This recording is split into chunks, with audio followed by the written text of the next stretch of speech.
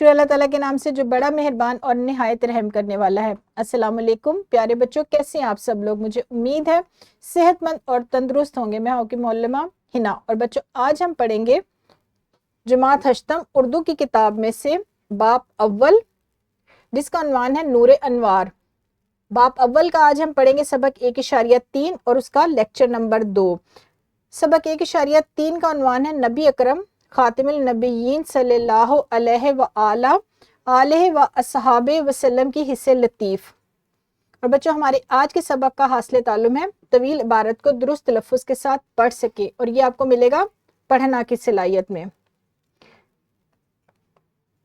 آپ جانتے ہیں کہ اپنے سبق کو شروع کرنے سے پہلے ہم اپنے حاصل تعلم کو دیکھتے ہیں اسلامی نقطہ نظر کی روشنی میں۔ رسول اللہ صلی اللہ علیہ وآلہ وسلم کی بعثت تمام جہانوں کے لیے رحمت ہے۔ قرآن مجید میں اللہ تعالیٰ فرماتے ہیں ہم نے تمہیں تمام جہانوں کے لیے رحمت بنا کر بھیجا۔ آپ صلی اللہ علیہ وآلہ وسلم کی رحمت نہ صرف مسلمانوں بلکہ تمام انسانیت کے لیے ہے۔ آپ نے اپنے عمل اور تعلیمات سے ہر طبقے، قوم اور نسل کے لوگوں کے ساتھ شفقت، انصاف اور برابری کا برتاؤ کیا۔ جی بچوں، اب اپنے سبق کا باقاعدہ آغاز کرتے ہیں، لیکن اس سے پہلے ایک سوال کیا ہے وہ دیکھتے ہیں۔ درست تلفظ کے لیے کون سی 2 باتیں ضروری ہیں؟ اپنے ذہن پر تھوڑا سا زور ڈالیں، یہاں پر ویڈیو کو روکیں اور اپنے معلم کو اس سوال کا جواب دیں۔ بہت خوب بچوں، آپ نے بہت اچھی باتیں بتائی ہیں۔ اب ہم بڑھتے ہیں اپنے آج کے سبق کی طرف۔ آج ہم درست تلفظ سے طویل عبارت کو پڑھنے کی مشق کریں گے، اور اس حاصل تعلم کو سمجھنے کے لیے سبق 1.3 کے ابتدائی اقتصابات پڑھے جائیں گے۔ لیکن اس سے پہلے سبق اقتباس کی طرف جانے سے پہلے خاص الفاظ: معصیت، رنجیدہ، انکشاف، انگشت، اعتدال، سنجیدگی۔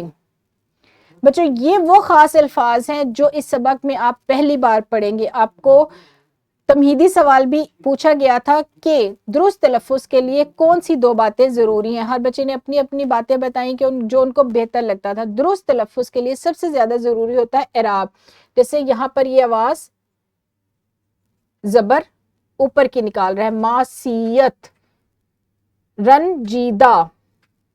تو درست تلفظ کے لیے یاد رکھیے گا کہ سب سے زیادہ ضروری کیا ہے؟ اعراب۔ اعراب پر توجہ دینا۔ اب ہم بڑھتے ہیں اپنے سبق کے اقتباس کی طرف۔ یہ سبق کا ہمارا پہلا اقتباس ہے: اسلام دین فطرت ہے، ایک جیسی کیفیت سے انسان اکتا جاتا ہے۔ اللہ تعالیٰ کی حکمت سے انسان پر مختلف وقت میں مختلف کیفیات طاری ہوتی ہیں۔ کبھی سنجیدگی طاری ہوتی ہے اور کبھی انسان مزاح کی کیفیت میں ہوتا ہے، کیونکہ ہم لوگوں کا آج سبق بھی کیا ہے؟ حصے مزاح سے متعلق۔ رسول اللہ خاتم النبیین صلی اللہ علیہ وآلہ وصحابہ وسلم کی سیرت طیبہ کا کمال یہ ہے کہ آپ خاتم النبیین صلی اللہ علیہ وآلہ وصحابہ وسلم کی ذات مبارک پیروکاروں کے لیے عملی نمونہ ہے۔ آپ عام انسانوں کے لیے مختلف کیفیات میں اعتدال لفظ ہم نے خاص الفاظ میں بھی پڑھا، اعتدال میں رہنا مشکل ہے، لیکن آپ خاتم النبیین صلی اللہ علیہ وآلہ وصحابہ وسلم ہر کیفیت میں اعتدال میں رہتے۔ حضرت عبداللہ بن عمرو رضی اللہ تعالی عنہ بیان کرتے ہیں کہ میں رسول اللہ خاتم النبیین صلی اللہ علیہ وآلہ وصحابہ وسلم سے سنی ہوئی ہر بات یاد کرنے کی غرض سے لکھ لیتا۔ پس قریش نے مجھے منع کیا اور کہا کہ تم رسول اللہ خاتم النبیین صلی اللہ علیہ وآلہ وصحابہ وسلم کی کہی ہر بات لکھ لیتے ہو، حالانکہ آپ خاتم النبیین صلی اللہ علیہ وآلہ وصحابہ وسلم بشر ہیں، کبھی غضب کی حالت میں بات کرتے ہیں اور کبھی رضا کی، یعنی یہ دونوں حالتیں جذباتی ہیں۔ پھر میں نے لکھنا چھوڑ دیا اور اس بات کا ذکر رسول اللہ خاتم النبیین صلی اللہ علیہ وآلہ وصحابہ وسلم سے کیا۔ آپ صلی اللہ علیہ وآلہ وسلم نے اپنی انگشت نما، اب یہ دھیان رکھیے گا، یہ دیکھیں زیر لگا کے 2 الگ لفظوں کو ایک ساتھ ملایا گیا ہے، تو آپ نے اسی طرح سے پڑھنا ہے، اپنی انگشت مبارک، یعنی تے کی آواز کو لمبا لے کر جانا ہے۔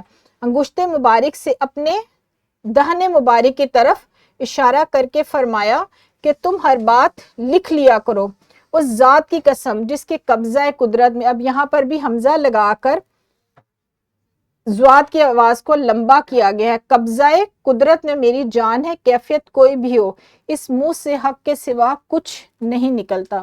مولم اسی طریقے سے سبق کے عبارت کی پڑھائی کریں گے۔ ہم آج پڑھیں گے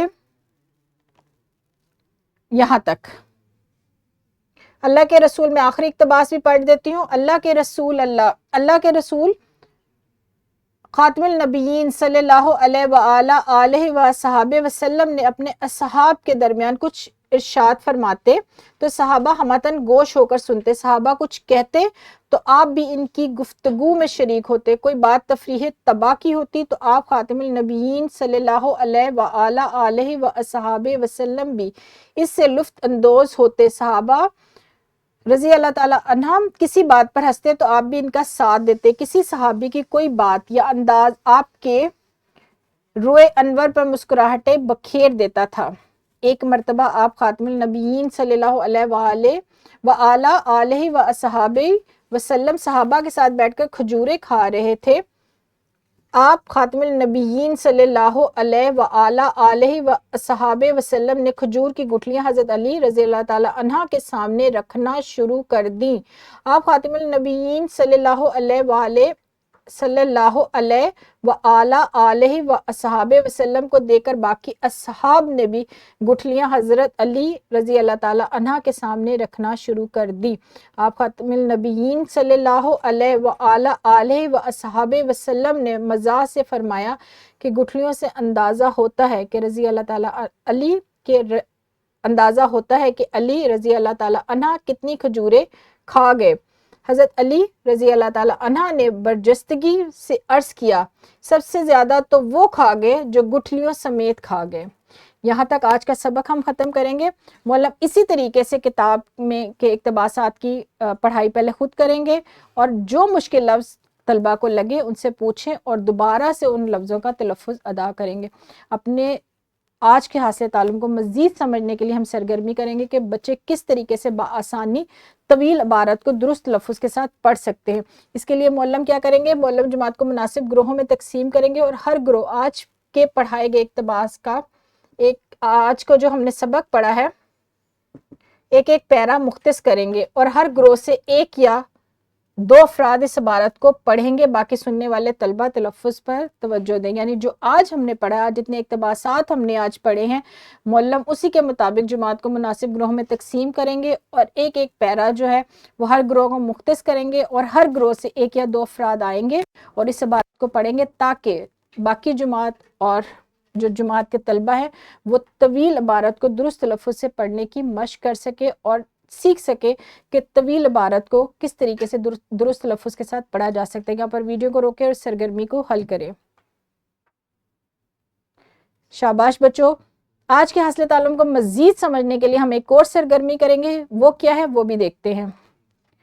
گروہی تقسیم کو مولم برقرار رکھتے ہوئے کتب خانے سے پرانے اخبارات لائیں گے اور طلبہ سے کالم یا مضامین کی پڑھائی کروائیں گے، تاکہ بچے طویل عبارت درست تلفظ کے ساتھ اچھی طرح پڑھنا سیکھ سکے۔ اپنے آج کے حاصل تعلم کو سمجھنے کے لیے ایک تو پہلے مولم خود پڑھائی کریں گے سبق کی، اس کے بعد طلبہ سے کروائیں گے گروہی صورت میں، اور اس کے ساتھ ساتھ کتب خانے سے پرانے اخبارات لا کر کچھ کالم یا مضامین طلبہ کو مختص کریں گے، طلبہ ان کو پڑھیں گے، اور اس طریقے سے حاصل تعلم کی مزید مشق ہو سکے گی۔ یہاں پر ویڈیو کو روکے اور اس سرگرمی کو حل کریں۔ بہت خوب بچوں، آپ نے بہت اچھے طریقے سے پڑھائی کی اور آپ سیکھ بھی چکے ہیں آج کے حاصل تعلم کو۔ اب ہم بڑھتے ہیں اپنے سبق کے دوسرے حصے کی طرف، جو کہ مشق کے سوالات ہیں۔ جو آج ہم نے متن پڑھا ہے یہ اسی سے سوالات لیے گئے ہیں۔ بچوں یہ والے سوالات آپ نے کاپی پہ حل کر کے لے کر آنے۔ یہ 4 سوالات ہیں جو آج کے متن سے متعلق ہے، یہ آپ کا کاپی کا کام ہے۔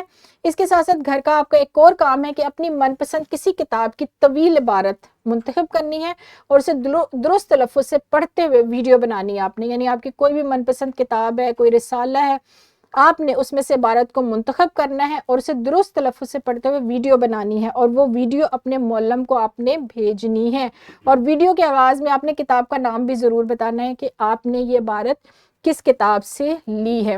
یہ آپ کا گھر کا کام ہے، ایک آپ کا کاپی کا کام ہے جو آپ گھر جا کے کریں گے، اور یہ کام بھی آپ گھر جا کے ویڈیو بنا کر اپنے معلم کو واٹس ایپ کریں گے۔ یہاں پر ہم اپنے آج کے لیکچر کو ختم کرتے ہیں۔